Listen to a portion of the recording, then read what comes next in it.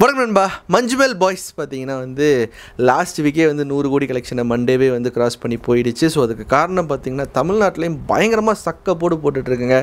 நம்ம தளபதி படம் கேரளாவில் எந்த அளவுக்கு ஒரு கலெக்ஷன் பண்ணுவோம், ஸோ அதுக்கு ஈக்குவலண்ட்டாக கிட்டத்தட்ட பார்த்தீங்கன்னா மஞ்சுமெல் பாய்ஸ் அன்னோன் ஆர்டிஸ்ட்டை வச்சு தமிழ்நாடை பொறுத்த வரைக்கும் அவங்கள ஷோபினை தெரியும், மித்தவங்களாம் பெருசாக யாரும் தெரியாது இல்லையா. ஸோ அப்படி இருக்கிறப்போ அன்னோன் ஆர்டிஸ்ட்டை வச்சு நம்ம தளபதி படம் கலெக்ஷன் கேரளாவில் பண்ணுற அளவுக்கு பார்த்தீங்கன்னா மஞ்சுமெல் பாய்ஸ் தமிழ்நாட்டில் பண்ணிகிட்ருக்கு. வீக் டேஸில் கூட ஹவுஸ்ஃபுல்லாக போயிட்டுருக்குங்க. அதுதாங்க பயங்கர ஆச்சரியமாக இருக்குது. யாராக இருந்தாலும் ஒரு பெரிய ஸ்டார் படமாக இருந்தாலும் சரி, அந்த ரிலீஸ் டைம், அந்த ரிலீஸ் ஒரு 5 நாள் சாட்டர்டே சண்டே வியாழன் வெள்ளி சனி ஞாயிறு போயிட்டா அதுக்கப்புறம் திங்கக்கிழமை கொஞ்சம் ஒரு டவுன்ஃபால் இருக்கும். அதுக்கப்புறம் அந்த வீக் டேஸில் கொஞ்சம் டவுன் ஆகும். அப்புறம் ஈவினிங் ஷோஸ் நைட் ஷோஸ் ஃபுல்லாக போகும்.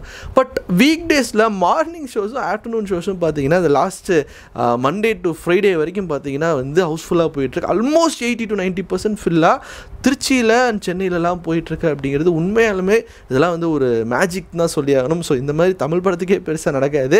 ஸோ ரொம்ப ரேர் இந்த மாதிரி சின்ன பட்ஜெட் படங்கள் தமிழ்லையே இந்தளவுக்கு சக்கப்போடு போட்டது, இந்த மாதிரி ஒரு இம்பேக்டை க்ரியேட் பண்ணதுனா எனக்கு தெரிஞ்சு 2022 நவம்பரில் ரிலீஸ் ஆன லவ் டுடே தான். பட் அப்படி இருக்கிறப்போ அதுக்கப்புறம் 2024 பிப்ரவரி மார்ச்சில் பார்த்தீங்கன்னா மலையாள படம் நம்ம மஞ்சுமெல் பாய்ஸ் அப்படி ஒரு சாதனை பண்ணிகிட்டு இருக்குது. ஸோ அது எனக்கு சுத்தமாக புரியலை. வீக் டேஸ்லலாம் யாரா போய் இவ்வளோ ஹவுஸ்ஃபுல்லாக பார்க்குறீங்க அப்படிங்கிற மாதிரி தான் இருக்குது.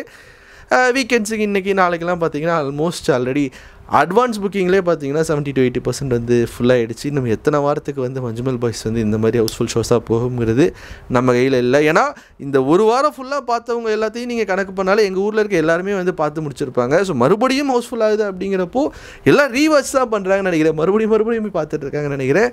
ஸோ அந்தளவுக்கு ஒரு டிசர்விங்கான ஒரு படமாக மஞ்சுமெல் பாய்ஸ் ஓடிட்டுருக்கு. அதே சமயம் வாரம் தமிழில் பார்த்தீங்கன்னா 5 படம் 6 படம்ன்ட்டு எவ்ரி ஃப்ரைடே ரிலீஸ் ஆகுது. பட் அது வரதும் தெரில போகிறதும் தெரில. ஷோ பிரேக் ஆகுது.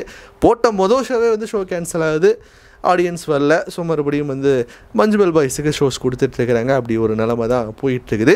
ஸோ எல்லாத்துக்கும் இந்த ஒரு டவுட் வந்தது. ஏன்னா இப்போ ரீசெண்டாக பார்த்தீங்கன்னா தமிழ் படங்கள் எதுவும் பெருசாக போகிறதில்ல, மலையாள படம் எல்லாம் வாரம் பயங்கரமாக ரிலீஸ் பண்ணுற படம்லாம் பயங்கரமாக போயிட்டுருக்கு. அதுக்கு என்ன காரணம் அப்படின்னு சொல்லிட்டு சோஷியல் மீடியாவில் நிறையா டிபேட்ஸ் எழுந்திருக்குது.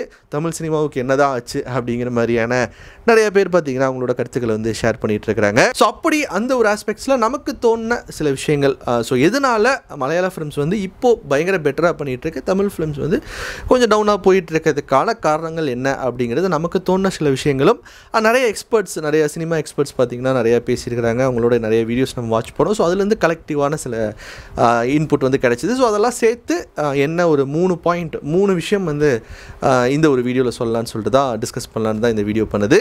ஸோ ஃபஸ்ட்டு விஷயம் என்ன, எதனால் மலையாளம் ஃபிலிம் இப்போது இந்த பிப்ரவரி இந்த ஒரு 2024 பார்த்தீங்கன்னா ஆல்ரெடி கண்டென்ட் வைஸ் எல்லா வருஷமும் நல்லா தான் பண்ணுவாங்க. 2024 பிப்ரவரியில் ஸ்பெஷலாக பார்த்தீங்கன்னா பயங்கரமாக சக்கப்போடு போட்டுட்ருக்குது. ஸோ எதனால் மலையாள படங்கள் அவ்வளவு பயங்கரமாக போயிட்டுருக்கு அப்படின்னா அதுக்கு மெயின் காரணமாக அவங்க பண்ணுற கண்டென்ட்டெல்லாம் பார்த்தீங்கன்னா original content, real content based on true story எடுத்துக்கிட்டு ஒரு ட்ரூ ஸ்டோரி எடுத்து அதை அப்படியே அவங்க படமாக பண்ணுறப்போ ஸோ அந்த ஸ்டோரியிலே ஒரு நம்பகத்தன்மை, ஒரு உண்மைத்தன்மை ஆட்டோமேட்டிக்காகவே வந்துடுது. ஸோ அந்த பிலீவபிலிட்டி ஃபேக்டர் அப்படிங்கிறது ஆட்டோமேட்டிக்காகவே ஸ்டோரியில் இருக்குது. ஸோ அதை அப்படியே நம்ம படமாக பார்க்குறப்போ ஸோ ஓகே இது எப்படா நடக்கும், இது பாசிபிளாக அப்படிலாம் நம்ம யோசிக்க மாட்டோம். ஏன்னா அது already based on true story, உண்மை சம்பவத்தை தான் எடுத்து பண்ணிகிட்டு இருக்கிறாங்கிறப்போ ஸோ நம்ம ஈஸியாக ஆடியன்ஸ் கனெக்ட் அப்படிங்கிறது வந்துடும். அந்த பிலீவ் நம்ம நம்ப ஆரம்பிச்சிட்டோம் அப்படின்னாலே சினிமாங்கிறதே நம்மளை எந்த அளவுக்கு நம்ப வைக்கிறாங்க அப்படிங்கிறதுல தானே இருக்குது. ஸோ அந்த ஒரு கனெக்ட் வந்ததுனால அவங்க கண்டென்ட்டும் பார்த்திங்கன்னா சூப்பராக இருக்கும். அது அவங்க எடுத்துக்கிற அந்த கண்டென்ட்டே பார்த்திங்கன்னா ஒரு செமையான ஒரு ஸ்டோரி எடுத்துப்பாங்க. அதில் ஸ்க்ரீன் பிளேயில் இன்னும் பயங்கரமாக அதை என்ஹான்ஸ் பண்ணுவாங்க. ஸோ இந்த ஒரிஜினல் கண்டென்ட், இந்த ட்ரூ ஸ்டோரி இருக்குது பார்த்தீங்களா, ஸோ அது ரொம்ப முக்கியமான ஒரு ஃபேக்டராக நான் பார்க்குறேன் மலையாள சினிமாஸோட ஒரு மிகப்பெரிய சக்ஸஸுக்கு. ஸோ நம்ம தமிழில் அப்படி வருது இல்லையா அப்படின்னு சொல்லி கேட்டிங்கன்னா வருது. தமிழில் எடுத்துக்கிற நிறைய கண்டென்ட்டும் பார்த்திங்கன்னா பேஸ்ட் ஆன் ட்ரூ ஸ்டோரிஸ் இருக்குது. பட் அதை பயங்கரமாக டைல்யூட் பண்ணுற அளவுக்கு இவங்க ஃபிக்ஷன் பண்ணிடுறாங்க. அந்த லாஜிக் இல்லாமல் அப்படி இப்படின்னு சொல்லிட்டு அதை போட்டு அது உண்மையாலுமே ட்ரூ ஸ்டோரியாகவே இருந்தாலும் அதை நம்ப முடியாத அளவுக்கு நிறைய டைல்யூட் பண்ணி வச்சிடுறாங்க. ஸோ அது இன்னொரு பெரிய பிரச்சனையாக படுது. நிறைய நம்ம பண்ணுற கண்டென்ட்லாம் பார்த்தீங்கன்னா ஃபிக்ஷனைஸ்டு கண்டென்ட்டாக தான் இருக்குது. நிறையா பார்த்தீங்கன்னா மாஸ் மசாலா ஆக்ஷன் அப்படி தான் நம்ம பண்ணிகிட்ருக்கோம். தெலுங்கை கம்பேர் பண்ணுறப்போ நம்ம கொஞ்சம் கம்மியாக தான் பண்ணுறோம். பட் ஸ்டில் ஸோ அந்த மாதிரி ஒரிஜினல் கண்டென்ட்டு தான் பார்த்தீங்கன்னா மலையாளம் ஃபிலிம்ஸில் இந்த ஒரு என்ன சொல்கிறது ஒரு சோல் அப்படின்னே சொல்லலாம். ஸோ அதனால இன்னும் நம்மளால் வந்து மலையாள ஃபிலிம்ஸை வந்து இன்னும் பயங்கர கரெக்டாக வந்து பார்க்க முடியுது. இது ஒரு பாயிண்ட்டாக வந்து எனக்கு தோணுச்சு. அடுத்து நம்ம இண்டஸ்ட்ரி பார்த்திங்கன்னா முழுக்க வந்து ஸ்டார்ஸ் ட்ரிவன் இண்டஸ்ட்ரியாக வந்து மாறிடுச்சு. பட் மலையாளத்தை பொறுத்த வரைக்கும் அவங்க எப்போயுமே பார்த்திங்கன்னா வந்து கண்டென்ட் ட்ரிவனாக தான் வந்து போயிட்டுருக்குது. இப்போ மலையாள படத்தில் ஒரு பெரிய ஸ்டார் நடித்த படமாகவே இருந்தாலும் கண்டென்ட் சரியில்லை அப்படின்னா அங்கே பெருசாக வந்து போகாது. பட் இங்கே கண்டென்ட்டே இல்லை ஆனால் ஒரு ஸ்டார் படம் அப்படின்னா வந்து அது வந்து கலெக்ஷனில் பயங்கரமாக பண்ணும். ஸோ அந்த மாதிரி நம்ம வந்து முழுக்க ஸ்டார் ட்ரிவன் இண்டஸ்ட்ரியாக மாறிட்டோம். நிறையா சேலரி பார்த்திங்கன்னா வந்து ஸ்டார்ஸுக்கு வந்து கொடுக்க ஆரம்பிச்சிட்டோம். படத்தோட குவாலிட்டியை வந்து நம்மளே வந்து கம்மி பண்ண ஆரம்பிச்சிட்டோம். ஸோ அது பார்த்திங்கன்னா படத்தோட எக்ஸ்பீரியன்ஸ் அண்ட் அந்த படத்தோட மேக்கிங்கை வந்து பெருசாக வந்து பாதிக்குது. ஸோ அந்த ஒரு விஷயம் வந்து அங்கே கிடையாது. ஸோ மேக்ஸிமம் வந்து கிடையாது. ஸோ அதனால தான் பார்த்திங்கன்னா கண்டென்ட்டுக்கு அவங்க இம்பார்ட்டன்ஸ் கொடுக்குறாங்க. ஸோ அவங்க வந்து ஆர்டிஸ்ட் அவங்களாவே வந்து ப்ரொடக்ஷனாக இறங்குறாங்க. ஸோ இப்போ வந்து ஒரு பெரிய படம் பண்ணுறாங்க அப்படின்னா ஸோ அதில் கோ ப்ரொடியூசராக பார்த்திங்கன்னா நிறைய ஆர்டிஸ்ட் வந்து உள்ளே இறங்குறாங்க. ஸோ இந்த மாதிரிலாம் இருக்கிறதுனால அவங்க கண்டென்ட்டுக்கும் மேக்கிங்க்கும் வந்து நிறைய இம்பார்ட்டன்ஸ் தராங்க.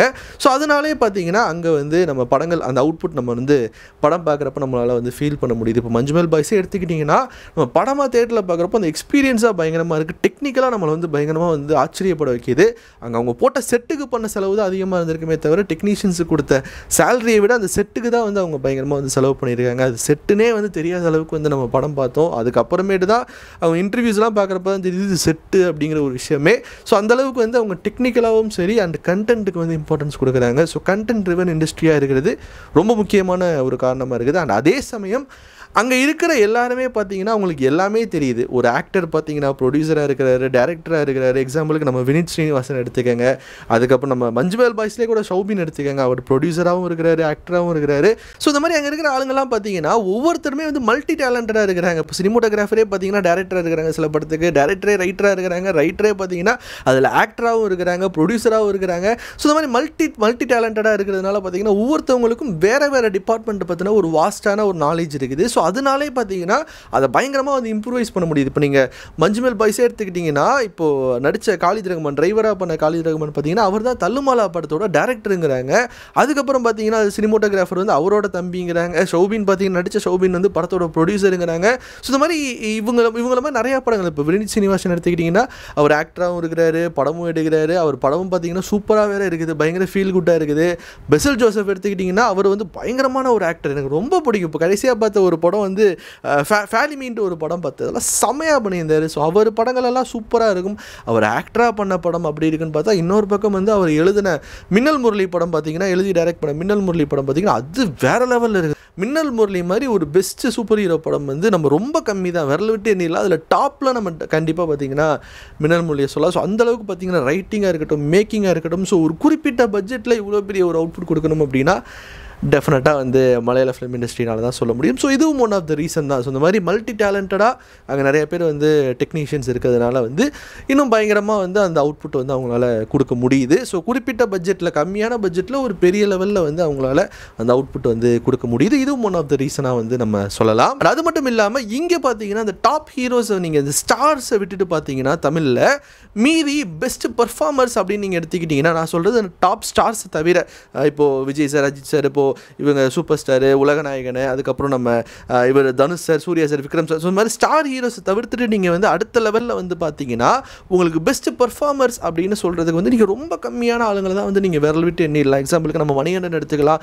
விதார்த்து. ஸோ இந்த மாதிரி ரொம்ப கம்மியான பர்ஃபார்மன்ஸ் தான் பார்த்தீங்கன்னா வந்து இங்கே இருக்கிறாங்க. பட் அங்கே நீங்கள் பார்த்தீங்கன்னா இந்த ஸ்டார்ஸ் எல்லாம் நீங்கள் விட்டுட்டு கீழே பார்த்தாலும் வந்து நிறையா பேர் இருக்கிறாங்க, எக்கச்சக்கமான ஆள். எக்ஸாம்பிளுக்கு வந்து நம்ம ரோஷன் மேத்யூவாக இருக்கட்டும், குஞ்சக போபனாக இருக்கட்டும், அதுக்கப்புறம் நம்ம ஆண்டனி வர்கீஸாக இருக்கட்டும், இந்த மாதிரி லிஸ்ட்டு போட்டுக்கிட்டே போகலாம். அத்தனை பேர் இருக்கிறாங்க. இவங்க எல்லாத்தையும் வச்சு நீங்கள் வந்து இவங்க எல்லாத்தையும் லீடாகவே வச்சு நீங்கள் வந்து நிறையா படங்கள் பண்ணலாம். ஸோ ஆல்ரெடி வந்து படங்களும் வந்திருக்குது. அண்ட் ரீசெண்டாக நம்ம நிறையா படங்கள், வெப் சீரிஸ் எல்லாம் கூட பார்த்துருப்போம் இல்லையா. ஸோ அந்த மாதிரி பார்த்தீங்கன்னா பெர்ஃபார்மர்ஸ், இந்த ஸ்டார்ஸை தவிர பெர்ஃபார்மர்ஸ்ன்னு பார்த்தீங்கன்னா நீங்கள் அதுக்கு ஒரு பெரிய லிஸ்ட்டே போடலாம். மலையாளம் இண்டஸ்ட்ரியில் அவ்வளோ பேர், ஹீரோஸ் மட்டும் இல்லை, ஹீரோயின்ஸ்லேயே பார்த்தீங்கன்னா அவ்வளோ பேர் இருக்கிறாங்க, எக்கச்சக்கமான ஆளுங்க. அங்கேருந்து தான் இங்கே தமிழ் சினிமாவுக்கு நிறைய பேரை வந்து கூட்டு வராங்க நடிக்கிறதுக்கு. ஸோ அந்தளவுக்கு பார்த்தீங்கன்னா வந்து ஹீரோஸாக இருக்கட்டும், ஹீரோயின்ஸாக இருக்கட்டும், இந்த ஸ்டார்ஸுக்கு அடுத்தபடியாக நிறையா பெர்ஃபார்மர்ஸ் வந்து இருக்கிறாங்க. ஸோ அது இன்னொரு மிகப்பெரிய ஒரு ப்ளஸ் பாயிண்ட்டாக தெரியும். ஸோ அவங்கள வச்சு நீங்கள் ஒரு சின்ன படம் பண்ணாலும் கூட அவங்க பெர்ஃபார்மன்ஸ் அண்ட் கண்டென்ட் சேர்த்து அந்த படத்தை வந்து ஒரு வேறு லெவல் படமாக வந்து நமக்கு வந்து தோண வைக்கிது. ஸோ அதுவும் ஒன் ஆஃப் த ரீசனாக வந்து நம்ம டெஃபினட்டாக வந்து சொல்லலாம். அண்ட் லாஸ்ட்டாக இன்னொரு விஷயம் என்ன, இதுதான் பார்த்தீங்கன்னா ஒரு மெயினான ஒரு பாயிண்ட்டு. மலையாள film industry, Tamil film industry ரெண்டத்தையும் கம்பேர் பண்ணி பார்த்தீங்கன்னா கோலிவுட்டில் இருக்கிற அளவுக்கு இந்த பைரசி பார்த்தீங்கன்னா வந்து அங்கே மலையாளத்தில் வந்து கிடையாது. ஸோ இங்கே வந்து பைரசி வந்து தலைவரிச்சு ஆடிட்டு இருக்குது. எக்கச்சக்கமான ஆளுங்க பார்த்தீங்கன்னா தியேட்டருக்கு வந்து படம் பார்க்காததுக்கான மெயின் ரீசனே இந்த பைரசி தான். உங்களுக்கு ஒரு ஷோ முடிஞ்சோடனே பார்த்தீங்கன்னா அந்த படம் வந்து இங்கே டெலகிராமில் வந்துடுது. தமிழ் ராக்கர்ஸ், அது தமிழ் ராக்கர்ஸ்க்கு இன்னும் எத்தனையோ உருவங்கள் இருக்குது, அதிலெல்லாம் வந்து உடனே வந்தது. சரி ஓகே, இந்த படம் சின்ன படம் தான், எதுக்கு நம்ம போய் பார்க்கணும் அப்படின்னு சொல்லிட்டு நிறைய பேர் டெலகிராமு, தமிழ் ராக்கர்ஸு, அப்புறம் ஓடிடியில் வந்ததுக்கப்புறம் டெலகிராமில் டவுன்லோட் பண்ணி பார்க்குறதுனாலேயே சின்ன படங்கள் பெருசாக ஓடுறது கிடையாது. ஸோ அது ரொம்ப ரொம்ப முக்கியமான ஒரு ரீசனாக இருக்குது இந்த பைரசி. ஸோ இங்கே இருக்கிற அளவுக்கு மலையாளத்தில் வந்து பெருசாக பைரசி கிடையாது. இங்கே தான் இருக்கிறதுலே மிக மிக அதிகமான ஒரு பைரசி படங்களை வந்து ஸ்பாயில் பண்ணிகிட்டு இருக்குது. அது ரொம்ப ரொம்ப முக்கியமான ஒரு ரீசன், சின்ன படங்கள் இப்போது சரியாக போகாததுக்கு ஒரு காரணம்.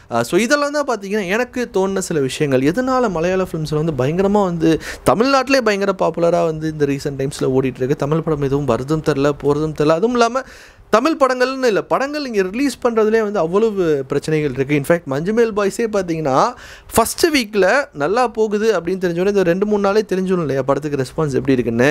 ஸோ அப்போவே பார்த்தீங்கன்னா வந்து ஃபஸ்ட்டு வீக்லேயே நிறையா தியேட்டர் ஓனர்ஸ் வந்து கால் பண்ணி ப்ரொடியூசர்கிட்ட பேசி எங்களுக்கு படம் கொடுங்க அப்படிங்கிற மாதிரி கேட்டிருக்கிறாங்க. மஞ்சுமேல் பாய்ஸ் டீம் பார்த்தீங்கன்னா படத்தை தரத்துக்கு யோசிச்சுருக்கிறாங்க. என்ன காரணம் அப்படின்னா, நிறைய தேட்டர்ஸில் வந்து நாங்கள் ஒரு ஷோ போடுறோம், 2 ஷோ போடுறோன்னு சொல்லி கேட்டிருக்கிறாங்க. அவங்க ஒரு ஷோ போட்டாலும் சரி, 4 ஷோ போட்டாலும் சரி, ஆனால் வந்து கியூபுக்கு வந்து இவங்க 15,000 ரூபா வந்து பெர் தேட்டருக்கு இவங்க கட்டணும். ஸோ அதனாலே பார்த்தீங்கன்னா வந்து தெரியாத தேட்டரு, எங்கேயாவது ஊருக்குள்ளே இருக்கிற தேட்டரு, ஒரு ஷோ 2 ஷோன்னு கேட்குற தேட்டருக்குலாம் வந்து இவங்க படமே ஃபஸ்ட் வீக்கு தரலை. ஸோ அதனால தான் ஃபஸ்ட்டு வீக் வந்து பிக்கப் ஆயும் வந்து பெருசாக வந்து நிறைய இடங்களுக்கு வந்து அவங்க படம் தரலை. ஃப்ரைடேலேருந்து தான் வந்து நிறையா கொடுத்துருக்காங்க. அது காரணம் என்னென்னா, பெர் தேட்டருக்கு 15,000 வந்து அவங்க கட்டணும். நீங்கள் 4 ஷோ போட்டாலும் அவ்வளோதான் கட்டணும். ஒரு ஷோ போட்டாலுமே வந்து நீங்கள் பெர் வீக்குக்கு பெர் தேட்டருக்கு 15,000 கட்டணுங்கிறதுனால அவங்க வந்து படத்தை தரத்துக்கு யோசிச்சிருக்கிறாங்க. ஒன்று ஒழுங்காக போகுமா போகாதாங்கிற டவுட் அவங்களுக்கே இருந்துக்குது.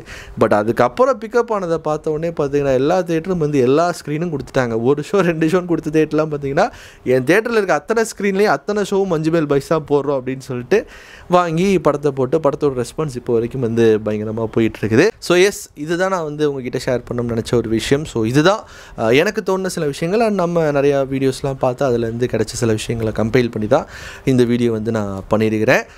ஸோ இப்போலாம் வந்து சின்ன படங்கள் நிறையா வருது, எல்லா லாங்குவேஜும் நிறையா வருது. ஆனால் ரொம்ப சில படங்கள் தான் வந்து நல்லா போகுது. ஸோ டிபெண்ட்ஸ் ஆன் அது. இந்த மஞ்சுமேல் பாய்ஸ்க்குலாம் நடந்தது ஒரு மிகப்பெரிய மேஜிக்னு தான் சொன்னோம். அதுக்கு பின்னாடி ஒரு மிகப்பெரிய ஒரு எஃபோர்ட்டும் இருக்குது. ஸோ அது நல்லா இருந்ததுனால தான் இவ்வளோ தூரம் வந்து நல்லா போயிட்டுருக்கு.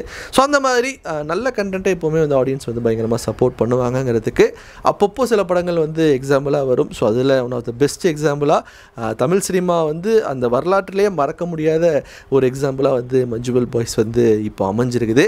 ஸோ டெஃபினட்டாக இந்த ஃபேஸ் தமிழ் சினிமா கொஞ்சம் டவுனான ஒரு ஃபேஸ் தான். இது இப்படியே வந்து நீடிக்க போகிறது இல்லவே இல்லை. ஸோ அந்த எலெக்ஷனுக்கு அப்புறம் பார்த்திங்கன்னா எக்கச்சக்கமான படங்கள் வந்து ரெடியாக இருக்குது. அத்தனையும் பார்த்திங்கன்னா எல்லாம் பெரிய பெரிய படங்கள்லாம் வந்து ரெடியாக லைனில் வச்சிட்ருக்கிறாங்க. நிறைய சின்ன படங்களும் வந்து லைனில் இருக்குது. ஸோ அதெல்லாம் வந்து டெஃபினட்டாக கண்டென்ட்டும் வந்து நல்லா தான் இருக்கும். ஸோ அதில் இந்த மாதிரி ஒரு மேஜிக் நடக்கிறதுங்கிறது ரொம்ப ரேர் தான்.